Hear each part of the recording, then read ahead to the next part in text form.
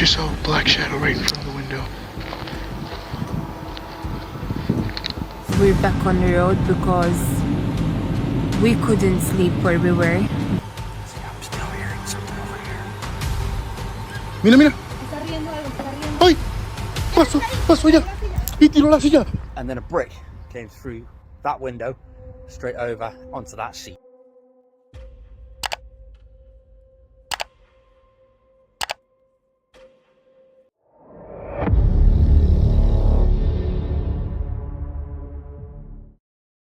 Indy Vanna Jones is a YouTuber and van life enthusiast who's long embraced the freedom, adventure, and simplicity that come with living in a microcamper. But one unforgettable night, his home on wheels turned into the scene of a bold break-in that left him questioning the safety of life on the road. The day had been picture perfect. After exploring England's Lake District with his partner, enjoying a scenic boat ride, and a day of sightseeing, Indy prepared for an early work shift the next morning. He parked in a spot he'd used countless times before, one he trusted. Normally he avoided it on weekends since it often drew late-night street racers, but being a Wednesday, he assumed it would stay quiet. When several loud cars showed up, he chose to move after midnight, relocating to an industrial estate surrounded by parked trucks and dim streetlights. With only a few hours left until his alarm, he quickly drifted to sleep in the back of his van. At exactly 3:01 a.m., his world shattered literally. Head was at this side, feet were down that side. I had a sheet over that part so no light could get in and all that. It adds a bit of sound deadening too. And then a brick came through that window, straight over onto that seat. After the brick came in, an arm followed it, grabbed my work bag and shot back out the window. No, I don't know what had happened. Male instinct kicked in. I shouted, oi, started flapping around, opened the back door and ran after them. Can you imagine my naked body chasing after somebody down the street? Before I got to them, they jumped in a van and then... A brick smashed through the side window, landing on the seat next to him. Before he could react, a hand reached inside, grabbed his work bag, and vanished into the darkness. Running purely on instinct, Indy leapt out to chase the thief sprinting barefoot and unclothed through the empty estate. But the intruder was already jumping into a waiting van that sped off before Indy could get close. Returning to his own vehicle, he realized things had gone from bad to worse. Now, whenever I'm in the van, I get my keys, find the lock button and listen, the van is locked while I'm inside the van. However, there is a little latch down the side of the door to get out. So there's me out running down this industrial estate, trying my hardest to catch them, grab my work bag back. There's nothing really valuable in the work bag at all. A couple of tachograph cards and my water bottle, my headphones, my CPC card, just all the stuff a driver would need in his work bag. My lunch. Upon returning to the van though, the whole van's alarm system's going off. I tried to get in the back, realising instantly that I had no clothes on. Went round to the back, grabbed the door, it was locked. Hold on, what's happening here? The alarm's still going off at this time. Side door was locked. This door was locked. What am I going to do? The alarm's going off, drawing loads of attention to the van, while my naked ass is trying to get in the back doors. I jumped out the van, left the keys inside the van, and I'd gone running off. The van had locked itself because it was already locked before I got out. Luckily, to an extent, luckily, the side window was missing. A brick had just gone through. I had to crawl my naked butt through there into the back to get the keys to unlock the van, to disable the alarm system so that the alarm would stop going off, for me to then get back in the van, get myself sorted, figure out what to do, what's just happened. In his rush to chase the suspect, he had left his keys inside, and the automatic locking system had sealed every door. With the alarm still blaring, the only way back in was through the broken window.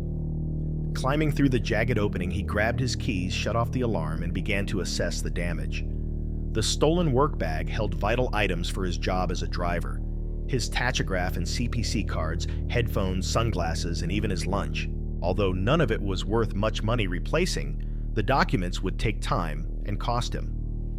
He spent the early morning arranging replacements and ordering repair parts for the van, knowing insurance would cover most, but not all of the expenses.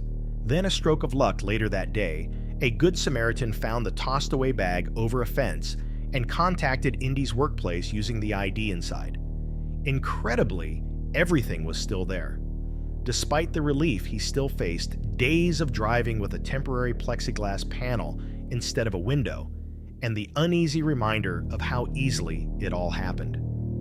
Indy chose to face the ordeal with humor and gratitude, focusing on the positives, a fixed windshield, valuable lessons in security, and the unwavering support of family and friends. He also vowed to add more protection, including CCTV cameras to make sure he'd never be caught off guard again. The incident underscored a common risk in van life. Parked vehicles in quiet industrial zones can attract opportunistic thieves. The fact that the thief had a getaway van ready suggests the break-in was planned, not random. For those who live on the road, the balance between freedom and safety is always fragile. Would you have chased after the thief or stayed inside, avoiding a possibly dangerous encounter? And what if the intruder had decided to climb inside instead of just stealing the bag?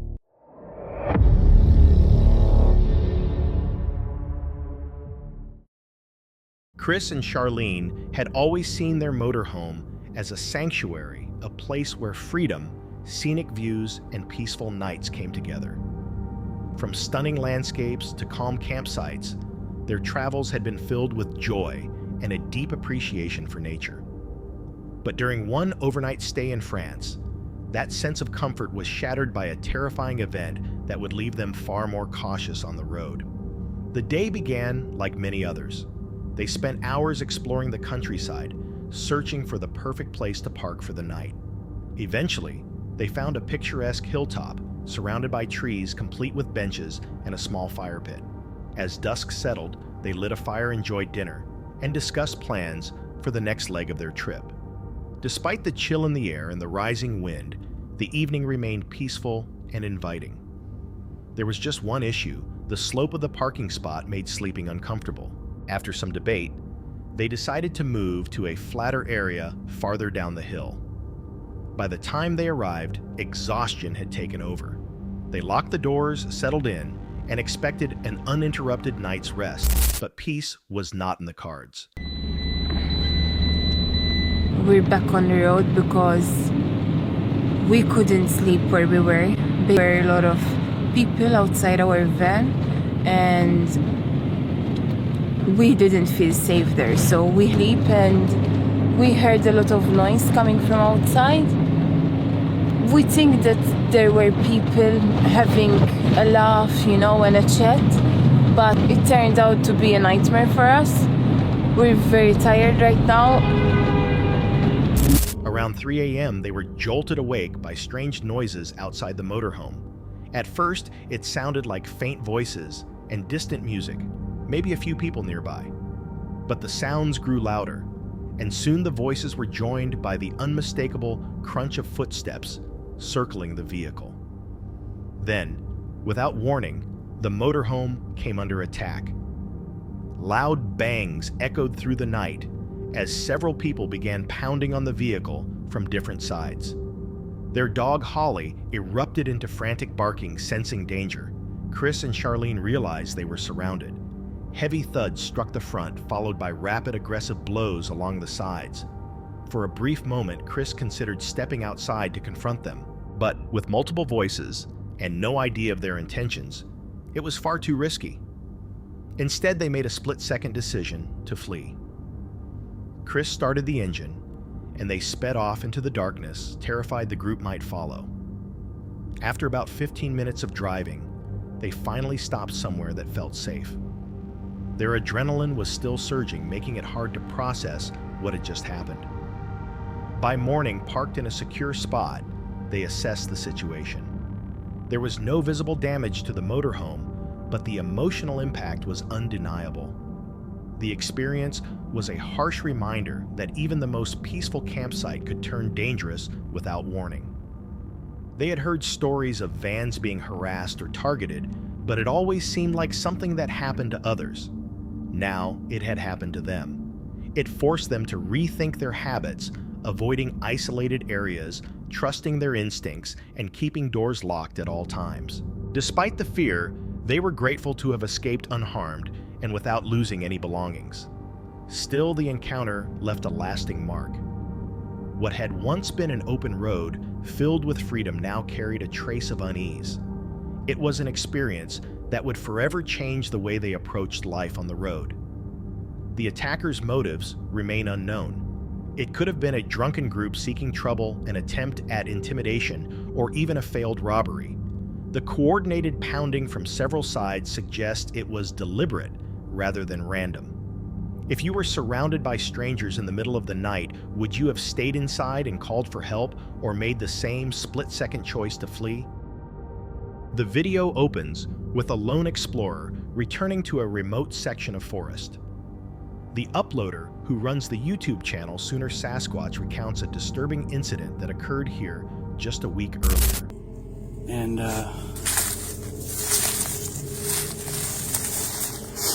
was about 300 yards that way. And I was trying out a replacement night vision that I got in.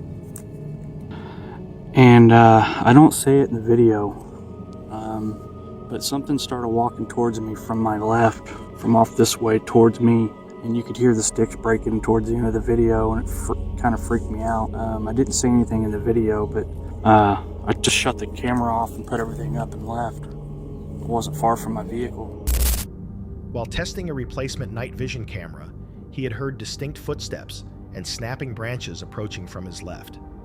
Nothing appeared on film, but the sound was enough to make him stop recording, pack up his gear, and leave the area. Now he's back in the same location, and the woods feel even more oppressive. As he moves cautiously through the thick brush, he narrates what's happening in real time. The feeling of being watched grows with every step, as though an unseen presence is closing in. The forest is eerily quiet, broken only by the occasional crack of a twig or faint rustle of leaves. Then something strange happens. Several trees start to sway, even though there's no wind. The motion seems intentional, as if something or someone is staying just out of view. Right back there where those trees were kind of shaking. I thought it went back this way, but I could hear I could see the trees over here shaking.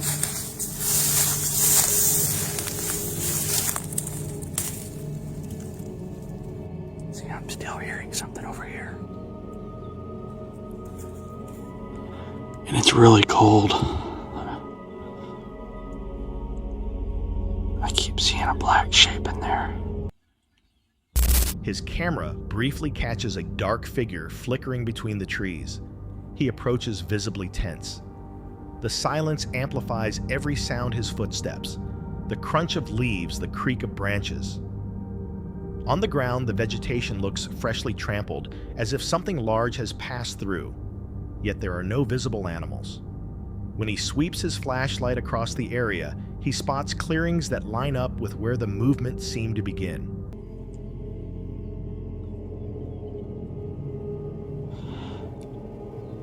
There was a growl.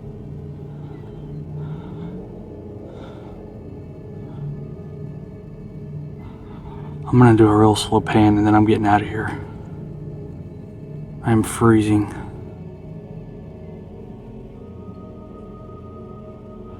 Whatever it was got quiet.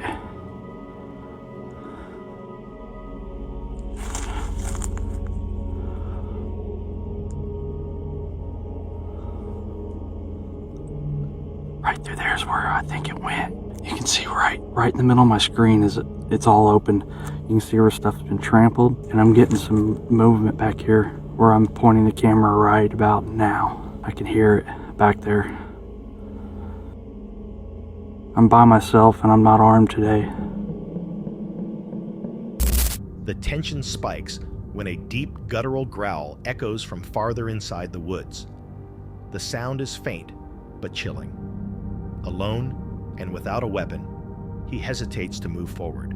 When he reaches the spot where he last saw movement, everything has gone still. The air feels heavy, the quiet almost suffocating, as though whatever was moving is now watching and waiting. With the temperature dropping and the pressure building, he decides it's time to leave. The footage ends with his quick retreat, the mystery left unresolved. The deliberate shaking of trees, the fleeting dark figure, and the low growl all suggest a large creature, possibly a predator. Some think it could have been a person deliberately avoiding detection, while others suspect Sasquatch activity. The sudden calm after all that movement only deepens the mystery. If you were alone in the forest and something seemed to be tracking you from the shadows, would you keep going or get out before the silence broke again? And if it wasn't an animal at all, what could have been hiding just beyond the trees? In a brief yet unsettling encounter, uploaded on June 15, 2024, Mike ventures deep into the remote woods of Dudleytown, Connecticut, a location wrapped in chilling legends, eerie folklore, and whispers of a lingering curse. Over the years, this abandoned settlement has become infamous for reports of ghostly figures, unexplained sounds, and mysterious energy said to haunt its shadowed forest floor. Mike sets out alone, recording the trip as if it were just another casual hike. At first, the atmosphere seems ordinary, but as he moves further away from civilization, the tranquility begins to dissolve, replaced by a feeling he can't quite define. Watch who's stalking who now. Who's stalking who now? Look at that. Do you see a person? Yeah, who's stalking who now? I got you now, motherfucker. I got you now, motherfucker. Look at this beautiful moss, by the way. Do you hear it? Look. Soon, faint noises begin to echo from somewhere behind him. They're soft at first, twigs, snapping leaves, rustling, something shifting ever so slightly in the distance. Mike stops, turns around and scans the area. Nothing. Just trees, fog and silence. The sense of being watched grows stronger. Eventually, Mike crouches behind a large rock, hoping to observe without being seen. He lifts his camera, letting it roll quietly as he surveys the area. Then, through the thick maze of trees, his lens catches something. Okay, ready? Tell me I'm crazy. Tell me I'm crazy. Tell me I'm crazy. Look at that. I'm by myself in Dudley. Look at that. Oh my God. A faint figure, pale and motionless, half hidden in the shadows. It doesn't move. It doesn't make a sound. It simply stands there, as if it has been watching the entire time. For a few seconds, Mike freezes, unsure if his eyes are deceiving him. The figure remains still far enough away that its details blur, yet close enough to confirm it's human-shaped. When he looks back again, it's gone, vanished without a trace. Trying to shake the feeling, he presses onward, but the tension only heightens. What makes the experience truly terrifying is the silence surrounding it. There are no voices, no footsteps crunching the ground, no signs of confrontation, only the occasional whisper of wind and the faint hum of insects. After what feels like hours, Mike finally makes his way back toward the trailhead. Encounters like this highlight a chilling truth that the scariest moments in remote wilderness aren't always supernatural. Sometimes it's the uncertainty that terrifies us most, not knowing who or what might be out there watching from the dark. Was it a person living off-grid, a prankster hiding among the trees, or something that defies rational explanation altogether? In a recent upload, the Paranormal Investigation channels, Sorry to Guya and Archaeotica ventured deep into a cemetery, infamous for its powerful supernatural activity. What begins as a routine nighttime exploration quickly turns into one of their most disturbing encounters to date. ¿Por qué te vas? Acércate. Oye, ¿escuchas? Corrió para acá. A ver, muéstrame tu tumba. Sé que aquí está. ¿Por qué te fuiste? ¡Uy! ¡Dios mío! ¿Te dices cuenta? ¿Te golpearon, amiga? ¿De dónde cayó ese palo? No sé dónde estaba, te lo juro que no miré. ¿Te enojaste, verdad? ¿No te Ah, gusta caray. el perrete? Sí te golpeó duro, amiga, ¿eh? Por eso te enojaste. Aquí estoy, ven. A ver, ven y hazlo otra vez. Ven y hazlo. Mira, ¿qué es eso, amiga? ¿Qué? Es una silla. Se movió, Se está sentada ahí. A ver, pon la parte de abajo, mía, en el puro medio pon. Hay que bajarla de acá arriba porque tumba. Y grabamos el Sí, amigo. norte. La vamos a bajar, amigo, porque no queremos problema ahí con la gente del cementerio, amigos. No, y es que luego dicen que es uno, pues. A ver, aquí estoy, ven. Ven, yo vi que la silla se movió. Yo vi que ahí estabas. Acércate, quiero verte. The team proceeds cautiously, flashlights cutting through the dense darkness. Almost immediately, strange occurrences begin to unfold. Faint laughter drifts across the graves, and a chair placed beside a tomb starts to move on its own, rocking gently, then shifting as if pushed by unseen hands. Mira, José se está sumando de acá. Hola. ¡Ay! Acá. ¿Hola? Mira, la silla, mira la silla. Llegaste aquí, ¿qué quieres? A ver, dime, ¿qué quieres? Acércate. Ah, caray. No la deja agarrar. Te estoy diciendo que vengas para acá, acércate. ¿Qué es lo que quieres en realidad? Yo te estoy ordenando que ahí te quedes. Quédate ahí sentada. ¿Qué quieres?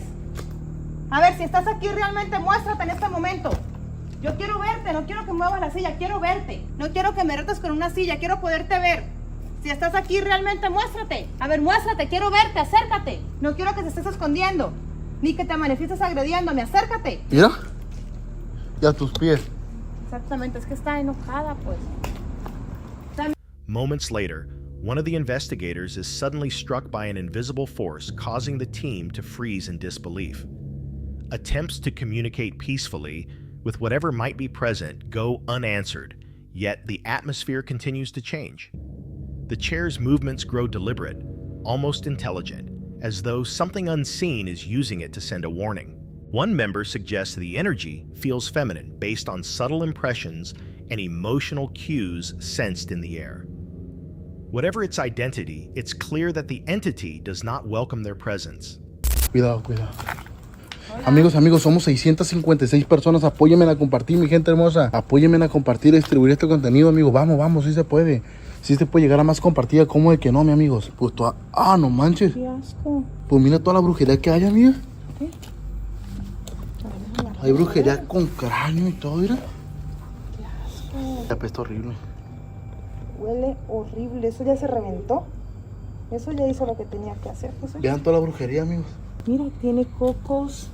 Es que la tiran para esta parte porque es parte donde uno no se puede meter a sacarla. Mira, y está el ataúd, José. Sí, ya todo eso, amiga. Están los ataúdes. Hay que grabar más profundo, amiga. ¿Me quito? No. Pensé que se podía, pero no. ¿Escuchaste? Sí. ¿Quién está ahí? Hola.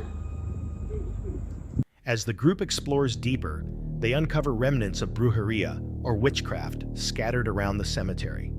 Hidden in dark corners are disturbing objects, small coffins, melted candles, animal remains, coconut shells, and personal trinkets commonly linked to ritual practices. Many are placed in hard-to-reach spots, suggesting deliberate concealment and long-term use. These findings imply that the site may have been used repeatedly. ¿Hola? Hey. ¿Quién pasó, pues? ¿Quién está ahí? Buenas noches. José, pero te das cuenta que eso como que voló. Espérate. No sé qué fue. Hola. Yo vi que como que voló, José. ¿No será algo en la silla? Hola. No, a ver, mueve esa silla para el medio, amiga. Algo de tener esa silla. Porque caminó para acá, para la silla, ¿eh? Ahí déjala, amiga. Estás buscando la silla. La estás buscando, ahí está la silla. ¿Qué quieres con ella? A ver, ve. Uy. Habló, José, habló. Ahí la tienes, ven. Acércate, ahí está la silla. Mira. No mames. ¿Miraste? For occult purposes, perhaps even to summon or trap restless spirits. The feeling of being watched never fades. Whispers, faint voices, and flickering shadows surround them, coming from every direction. At one point, the camera captures what looks like a shadowy figure, briefly sitting in the same chair before vanishing. The fleeting image leaves the entire team shaken, unsure of what they've witnessed. Oh, un niño. Pues que la verdad ya ni sé, amiga, qué era. Buenas noches. Oye, ¿se escuchan las ¿Qué haces aquí voces? fuera en el cementerio? ¿No te da miedo? ¿Se escuchan las voces? A ver, aquí estoy, ven, acércate. Ay. Acá Ay, caray, ay, caray. Fue aquí. A ver, ¿quién está ahí? Fue aquí, fue aquí. Oye, José, como que algo está hablando de acá atrás. Uy. A ver, acércate. Mira, mira. Se está riendo algo, se está riendo. ¡Ay! ¿Quién Pasó, está ahí? pasó ya. Tira la silla. Y tiró la silla. Yo lo miré, estaba sentado en una silla. Estaba sentado en una silla, amiga. ¿Hola? Estaba sentado en una silla. Estaba sentado en una silla, amiga, ¿eh? ¿Hola? O sea, nos estaba viendo para dónde agarrábamos. Y agarró para acá, agarró para acá. Lo que sea que esté aquí nos Hay estaba que buscarlo. viendo, José. Hay que buscarlo. Oye, oye. Siguen los golpes, siguen los golpes. ¿Hola? Ah, A caray. ver, aquí estamos. No, está muy fuerte esto. Acércate, ¿dónde estás? Hola. Es que no se mira. Suddenly, the tension peaks. The chair is violently knocked over by an unseen force as if the entity has run out of patience. The sound echoes through the graveyard, followed by a chilling voice, clear human and close. Yet no one is visible. Flashlights flicker, shadows twist across the graves, and the air feels heavy and suffocating. Recognizing the danger, the investigators decide to retreat while maintaining composure. Though physically unharmed, the psychological toll is evident. The mix of physical interaction, ritual evidence, and overwhelming energy points to a place long charged by unresolved spiritual forces. This investigation stands out for how rapidly it escalated from quiet observation to violent reaction and the discovery of occult materials. Could this spirit have been bound through years of ritual practices, or has it always haunted the land itself? Do you think this was genuine paranormal activity or a performance staged for viewers? Either way, if you found yourself standing in that cemetery, how long would you have lasted? In one of his most chilling investigations, Franco TV ventures deep into the Andes Mountains for a solo nighttime exploration that takes a dark and unsettling turn. Recently uploaded, the video follows his journey into a remote region known for eerie legends, stories of mountain spirits, and terrifying creatures resembling the Wendigo. At elevations between 9,000 and 10,000 feet, Franco faces freezing temperatures as he begins his search. Hand. But holy shit, this place is amazing. I'm trying to head back into the town. That was eerie. So it begins. I'm gonna see if I could take out my thermal imaging camera and seeing if I could see anything that's alive out here moving or any cold or hot signatures. His first stop is a shrine dedicated to the Virgin Mary, a place locals say provides spiritual protection in these unforgiving lands. The silence is suffocating. The wind cuts sharply through the cold air, and the chill quickly begins to wear him down. Chairs. I don't know what this is supposed to be. Sometimes there's like a hidden door. So I want to get my bearings around this area. There's a lot of tombs, a lot of darkness things, so I'm actually kind of spooked out going through here. There is a main entrance up here, and every now and then I keep hearing sounds coming from that creepy little chapel up there. I don't know why. It might be the wind moving it. Using a thermal imaging camera, Franco scans the frozen landscape for signs of life. The display shows nothing, no heat, no movement. Yet an uneasy feeling of being watched slowly begins to build. His route leads him to a decaying bunker, the door unlocked, and the interior scattered with remnants of past habitation socks. The wind gust is ridiculous out here, but there is this house that I want to check out. Now this house is particularly weird because they left all their belongings inside, and the crazy part is all the belongings are children's clothes. There's just children everywhere. They're dolls and everything. Oh god, it's so freaking cold. I wonder how many times I'm going to say that in this video.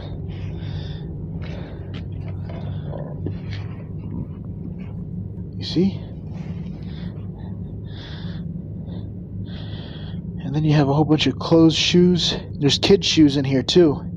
I looked at my vlog channel and I just found all these clothing that just belongs to random people. These are short pants from another kid. A chair, a carpet, and a small bench. Who stayed there, and why remains unknown, as he explores further faint noises drift from a nearby chapel. Nope, I'm seeing something. It looks like lights. Turn off my IR, you see it? Oh shit, there's a car.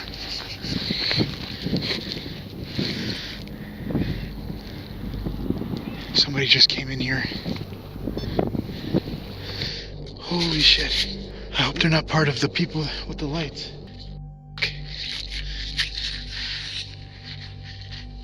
I have been out here for hours and I have not seen a single soul out here. The thing is, this place is really hard to find, so I don't know how the heck they even found their way up here.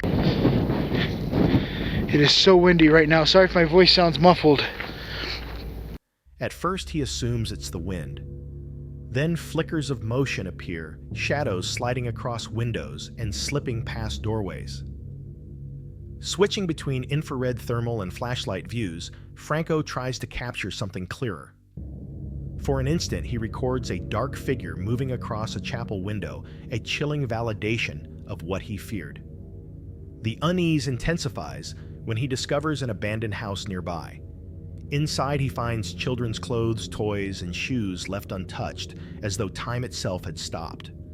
The scene feels frozen, filled with the echo of sudden abandonment. Moments later, the strange sounds return, scraping from outside faint footsteps and shifting noises in the darkness. Then far away, lights appear inside a building that was completely dark before. A car approaches, an alarming sight, as Franco has seen no one for hours, and the road is nearly impassable. He watches as headlights creep along the narrow mountain path, wondering who else could possibly be out here and why. Look at the window. You see? I knew I saw a fucking shadow. I saw the same thing earlier with the GoPro. Oh my god, it's just... Hold on, let me cover the mics. A big breeze just came in. I just saw a black shadow right in front of the window.